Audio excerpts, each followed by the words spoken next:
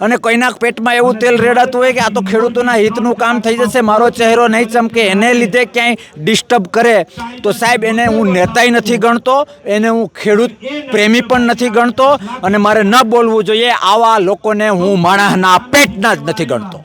એ prove કર્યું છે કે અમે આમ આદમી પાર્ટીના લોકોએ કે અમે ખેડૂતના દુશ્મન છીએ, અમે ખેતી અને ગામડાના દુશ્મન છીએ. અમને રિઝલ્ટમાં રસ નથી, અમને વાટાઘાટોથી સરકાર ખેડૂતોનું કામ કરતા હોય તો એમાં અમને રસ નથી. સરકાર વાટાઘાટો માટે તૈયાર છે, એકાદ કલાકની વેઇટ કરવાની હતી. સરકાર વાટાઘાટોમાં કદાચ આની કાની કરે તો પછી ગોળીઓ ખાવા તૈયાર છીએ, લાકડીઓ ખાવા તૈયાર છીએ. એના તંત્રને રોકવા હોય તો રોકે, પણ નહીં. એ પહેલાં જ એ વાટાઘાટ ન થાય, હોબાળો થાય, રેલીમાં ડિવાઈડ 5-25 લોકો પોતાના 2-5 ટ્રેક્ટર આ હજારોની સંખ્યામાં નાખીને પોતાના ચહેરા ચમકાવવા અથવા તો ખેડૂતનું અહિત કરતા હોય તો અમે પર્સનલી જઈશું. કહેવાનો મતલબ ચહેરાઓ એક એકને આઈડેન્ટિફાઈ કરીશું. આમ આદમી પાર્ટીમાં એ ક્યારે ચૂંટણી લડ્યા એ અમે બહાર પાડીશું. સચિવ સાથે વાત ચાલે છે, આખી ટીમ બેઠી છે, રેલો તો આવ્યો છે અને એ રેલાને લીધે ખેડૂતનું કંઈક સારું થવા જઈ રહ્યું હતું. તો એ બધું પોકારીને કહે છે કે આ આમ આદમી પાર્ટી કદાચ બીજેપીના કહેવાથી આ રીતે ડિસ્ટર્બ કરવા આવી હોય, આમ પણ એ બધું એના કહેવાથી જ કામ કરે છે. ખેડૂતોની જે વીજ લાઇનને લઈને જે રેલી હતી તે અમદાવાદના એસટી રિંગ રોડ પર આવેલા ઓગણજ પહોંચી ત્યાં જ તેમને રોકી દેવામાં આવી અને થોડું આ ઘર્ષણો થયા, તેમના કારણે આ રેલી જે છે તે વિખાય છે. અત્યારે આપણી સાથે કરશન બાપુ ભાદરકા છે, તેમની સાથે વાત કરવાનો પ્રયાસ કરીશું. બાપુ, શું કહેશો? ખેડૂતોનું એવું કહેવું છે કે કોંગ્રેસે જે આ સભાનું આયોજન કર્યું હતું તે ન કહેવામાં આવ્યું એટલા માટે આખી આ ઘટના બની છે. ના ભાઈ, આમાં કઈ એકદમ છે ને વાસ્તવિકતાથી બધું ઉદ્દેશ જ ખરાબ હતો. ખેડૂતોનો અવાજ સરકાર સુધી પહોંચ્યો હતો. સીએમનું સ્ટેટમેન્ટ આખું ગુજરાત અને દેશ જાણે છે. એક ખેડૂતની આંખમાં તેજ હતું કે કંઈક વિજય તરફ જઈ રહ્યા છીએ. મેઇન વાત એ હતી કે જ્યારે 3-4 વાગે તો એક જગ્યાએ અહીંયા સુધી જ આવવાનું હતું. ત્યાં જઈને જે આમ આદમી પાર્ટીના ધંધાઓ છે કે ખેડૂતોના માથા તૂટે તો ભલે તૂટે, લાકડીઓ પડે તો ભલે પડે, અમે એ નથી. અને કોઈ પણ ખેડૂત પ્રેમી એ ન કરવું જોઈએ. એવા ચહેરાઓ અમારે નથી ચમકાવવા. એ આખું ગુજરાત જાણે છે ભૂતકાળમાં આમ આદમી પાર્ટીએ આંદોલનના નામે શું શું કર્યું. તો અહીંયા ભોજન લેવાનું હતું ખેડૂતોને, જે આખા વિશ્વને પેટ ભરે છે. એમને આટલું મોડું થયું હતું, યાત્રા લઈને આવ્યા તો ભોજન લેવાનું હતું.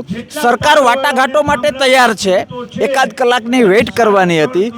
સરકાર વાટાઘાટોમાં કદાચ આની કાની કરે તો પછી ગોળીઓ ખાવા તૈયાર છીએ, લાકડીઓ ખાવા તૈયાર છીએ. એના તંત્રને રોકવા હોય તો રોકે, પણ નહીં. એ પહેલાં જ એ વાટાઘાટ ન થાય, હોબાળો થાય, રેલીમાં ડિવાઈડ પેલું થાય, એને આધારે ક્યાંક ને ક્યાંક 5-25 લોકો પોતાના 2-5 ટ્રેક્ટર આ હજારોની સંખ્યામાં નાખીને પોતાના ચહેરા ચમકાવવા અથવા તો ખેડૂતનું અહિત કરતા હોય તો અમે પર્સનલી જઈશું.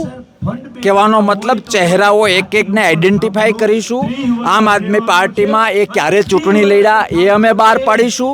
અને ખેડૂતોની દુશ્મન હોય એ રીતે આ જુસ્સો, સાહેબ, સાયકોલોજીકલ, તમે કદાચ કોઈનો હાથ તોડી નાખો એના કરતાં જુસ્સો તોડો ને તો એ મોટું પાપ છે.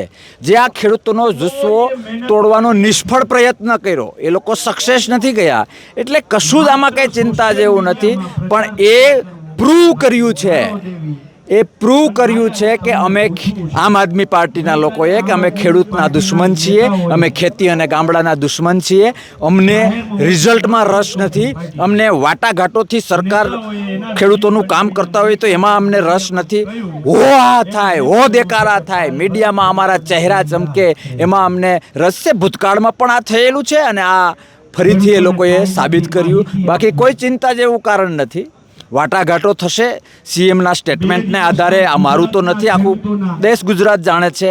અને જે કંઈ સરકાર પેલું કરશે, હવે માનો કે સરકાર કદાચ આ શક્તિ પ્રદર્શન કહીએ તો એને જોઈને જો નમવા તૈયાર હોય અને કોઈના પેટમાં એવું તેલ રેડાતું હોય કે આ તો ખેડૂતોના હિતનું કામ થઈ જશે, મારો ચહેરો નહીં ચમકે, એને લીધે ક્યાંય ડિસ્ટર્બ કરે, તો સાહેબ એને હું નેતાય નથી ગણતો, એને હું ખેડૂત પ્રેમી પણ નથી ગણતો, અને મારે ન બોલવું જોઈએ. આવા લોકોને હું માણસના પેટના જ નથી ગણતો.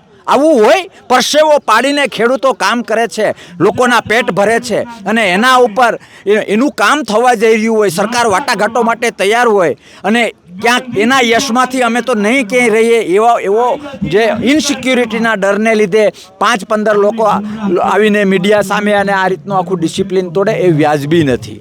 મેં ખુદે એ લોકોને કહેલું છે કે આવો પેલા પેટ પૂજા કરીએ. હું તો બપોરે જમતો નથી, પણ આ બધા ખેડૂત ભાઈઓ છે, પેટ પૂજા કરો, કલાક આપણે અહીંયા વાટાઘાટો માટે રાહ જોઈએ. સરકાર કદાચ ઘૂંટણીએ નહીં આવે તો પેલી ગોળી હું ખાઈશ. જઈએ, તમે કોયા જઈએ, ગાંધીનગર જઈએ, સીએમ બંગલે જઈએ, વિધાનસભાએ જઈએ, પણ સાહેબ વાટાઘાટોને પેલું જો શાંતિથી વાટાઘાટો પતી જાય તો હો દેકારો ના થાય, તો ચહેરા ના ચમકે. સાહેબ ખેડૂત મહેનતુ માણસ હોય છે, એના ઉપર આવું આમ આદમી પાર્ટીના લોકોએ ખૂબ નિમ્ન કક્ષાનું રાજકારણ ન રમવું જોઈએ. લોકો ખેડૂતો ઓળખી ગયા છે. જી, ગાંધીનગર ટ્રેક્ટર રેલી છે, હજુ અહીંયા ટ્રેક્ટર ઘણા પડ્યા છે, ખેડૂતો રાહ જોવે છે. ગાંધીનગર જશો ખરા? જી, આખું જે પ્લાનિંગ છે એ અહીંયા સુધીનું જ હતું. અહીંથી 51, 21 કે 11 ટ્રેક્ટર જે પરમિશન મળે એ પ્રમાણે જવાનું હતું. પણ એનાથી વિશેષ એ છે, માનો કે 1 લાખ ટ્રેક્ટર લઈને હું ત્યાં પૂગી ગયો, એ મહત્વનું છે કે હું મારા જે 5 મુદ્દાઓ લઈને આવ્યા છો એમાં ઘૂંટણીએ આવીને સરકાર જો યસ કરવા તૈયાર હોય તો એ છે. જો ખાલી મારો અથવા તો ટીમનો ઉદ્દેશ એ હોય કે હો થવું જોઈએ તો એમાં ક્યાંક ને ક્યાંક રાજકારણ આવી જાય, ચહેરા ચમકાવવાની વાત આવી જાય. સેમ વસ્તુ તો આ લોકોને પેટમાં દુખી એટલે 5-15 મિનિટ, અડધો કલાક ડિસ્ટર્બ કરવાના નિષ્ફળ પ્રયત્નો કર્યા. એનાથી શાણા ખેડૂતો બધું જ જાણે છે કે કોણે ખેડૂતો માટે લડત લડી અને કોણે આ લડતને ડિસ્ટર્બ કરવા માટેના તદ્દન વાહિયાત નિષ્ફળ પ્રયત્ન કર્યા. જી, સરકાર વાટાઘાટો અત્યારે નહીં કરે તો આગામી સ્ટેન્ડ શું હશે? જી, એ તો અમે ઘણા સમયથી કહેતા આવીએ છીએ કે કિસાન સંઘર્ષ સમિતિ હોય કે કિસાન કોંગ્રેસ હોય, જેના નેજા હેઠળ આ બધું થયું, આ કંઈ છાશ લેવા ગયા હતા ને દોણી છુપાવી એવું તો છે નહીં. ત્યારથી અમે કહેતા આવીએ છીએ કે જો આ સત્યને લઈને ચાલનારા ખેડૂતો ઉપર જે અન્યાય થયો છે, એના દેવાની વાત હોય, કંઈ પણ હોય, એ જો નહીં માને તો અમે ગાંધીનગરને અમારું ઘર બનાવી લઈશું, અમારું ખેતર ખોયડું ભૂલીને અહીંયા ધામા નાખી લઈશું. અને એ બધું ખેડૂતના હિતમાં છે, અને ખેડૂતના હિત માટે કામ કરવાનું હોય. લોકશાહીમાં ચહેરા ચમકાવવા માટે આટલી છીછરી રાજનીતિ કરવી એ આધ્યાત્મિક રીતે પણ હું બહુ મોટું પાપ માનું છું. એનો ભોગ આ લોકો બનશે. જી, ગઈકાલે આમ આદમી પાર્ટીએ પણ એવું કહ્યું હતું કે અમે આવવાના છીએ. ગોપાલ ઇટાલિયાએ કહ્યું હતું, ઈશુદાન ગઢવીએ કહ્યું હતું. પછી પાલભાઈ આંબલિયાનું ને લાલજીભાઈનું જે નિવેદન આવ્યું ત્યારબાદ તેઓએ મુલતવી રાખ્યું કે હવે અમે નહીં જઈ, કોંગ્રેસને અમારા જવાથી પેટમાં તેલ રેડાય છે. ના, એમાં લાલજીભાઈનું, પાલભાઈનું ને મારું અમે નિવેદન મૂક્યું હતું અને અમે સ્પષ્ટ કહ્યું હતું કે સાહેબ તમારા સ્ટુડિયોએ તમે મને ના બોલાવ્યો હોય ને હું આવું ને તો ત્યાં સુધી વાંધો નહીં, પણ તમે મને સ્પષ્ટ કહ્યું હોય કે બાપુ તમારે અમારા સ્ટુડિયોએ નથી આવવાનું, અને તે પછી હું આવો તો ક્યાંક ને ક્યાંક નકારાત્મકતા છે. તો જ્યારે પીસીસી પર પ્રેસ કોન્ફરન્સ થઈ ત્યારે એ પાલભાઈ આંબલિયા અને બીજા આગેવાનોએ ચોખ્ખું કહ્યું હતું કે ખેડૂત પ્રેમી, ગામડાઓ પ્રેમી, ખેતી પ્રેમી, પ્રત્યક્ષ પરોક્ષ ખેતી સાથે જોડાયેલા લોકોને આ આખી જે પ્લાનિંગ છે એમાં એલાવ કરીએ છીએ, સિવાય કે ભાજપ અને આમ આદમી પાર્ટી.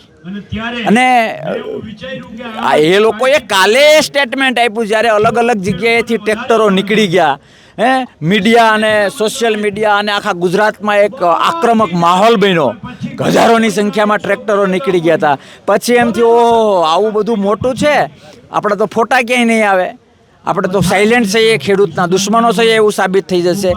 એટલે એણે એ રીતનું નિવેદન આપ્યું. ઘણા બધા આમ આદમી પાર્ટીના નેતાઓએ વિડીયા બનાવ્યા હતા, મૂક્યા હતા, બરાબર. તે પછી અમે એ રીતે કહ્યું કે ભાઈ સૌરાષ્ટ્રમાં તો વગર આમંત્રણે આવે ત્યાં સુધી વાંધો નહીં, પણ ના પાડ્યા પછી આવે ને એને અમે નકટા કહીએ. ન કોટા આવું હું ગઈકાલે બોલેલો છું અને એને એવું લાગ્યું કે આ તો આપણી વાસ્તવિકતા સમજાઈ જશે, ખબર પડી જશે કે આપણે ચહેરા ચમકાવવામાં જ એક્સપર્ટ છીએ, એટલે પછી આળસ કરીને એના નિવેદનો પણ આવી ગયેલા છે. જી હવે આ રેલી અહીંયા પૂરી થઈ રહી છે, શું લાગે છે કે સરકાર આ રેલી જોઈને હવે એક્શન લેશે? આ બાબતે ખેડૂતોને ન્યાય મળશે ખરા? મને એવું લાગે છે કલાક દોઢ કલાકમાં સરકાર જે કંઈ વાટાઘાટોવાળી જે મેં વાત કરી એ કંઈ એમને હંબક થોડું છે. અમારા પાલભાઈ, લાલજીભાઈ બધા આગેવાનો છે, હું પોતે છું. હમણાં કલાક દોઢ કલાકમાં સરકાર વાટાઘાટના ભાગરૂપે જો શું કહે છે એને આધારે આગળનું ડિસિઝન હું તમને કહી શકું. કોની હારે વાત ચાલી રહી છે? કૃષિ મંત્રી સાથે વાત ચાલે છે, પછી સચિવ સાથે વાત ચાલે છે, આખી ટીમ બેઠી છે. રેલો તો આવ્યો છે અને એ રેલાને લીધે ખેડૂતનું કંઈક સારું થવા જઈ રહ્યું હતું અને હજી થશે, આજે નહીં તો કાલે. પણ એ આખી બાબત બગાડવા માટે કોઈ કદાચ એનો જશ કે યશ ન લઈ જાય એના માટે જે નીચી કક્ષાનું વર્તન થયું છે, જે પ્રકારની હોહા થઈ છે, નાના બાળકોય ના કરે, તો એ બધું પોકારીને કહે છે કે આ આમ આદમી પાર્ટી કદાચ બીજેપીના કહેવાથી આ રીતે ડિસ્ટર્બ કરવા આવી હોય, આમ પણ એ બધું એના કહેવાથી જ કામ કરે છે. બિલકુલ. તો આ હતા આપણી સાથે કરશનબાબુ ભાદરકા. તેમણે કહ્યું છે કે આમ આદમી પાર્ટી છે તેમના દ્વારા આ રેલી જે છે તેમને અહીંયા રોકવાનો પ્રયાસ થયો અને તેમના દ્વારા આ જે આખું જે આયોજન છે તે બગાડવાનો પ્રયાસ થયો છે. ત્યારે હજુ પણ કરશનબાબુ ભાદરકાનું અને કોંગ્રેસનું એવું કહેવું છે કે અમે અહીંયા 1.5 કલાક રાહ જોશું. સરકાર વાટાઘાટા માટે બોલાવે છે કે કેમ ન બોલાવે તો તેઓ ગાંધીનગર કૂચ કરશે, તેવું પણ તેમના દ્વારા નિવેદન આપવામાં આવ્યું છે. કેમેરા પર્સન મિત સાથે મયુર સરવૈયા, સ્વરાજ મીડિયા, અમદાવાદ.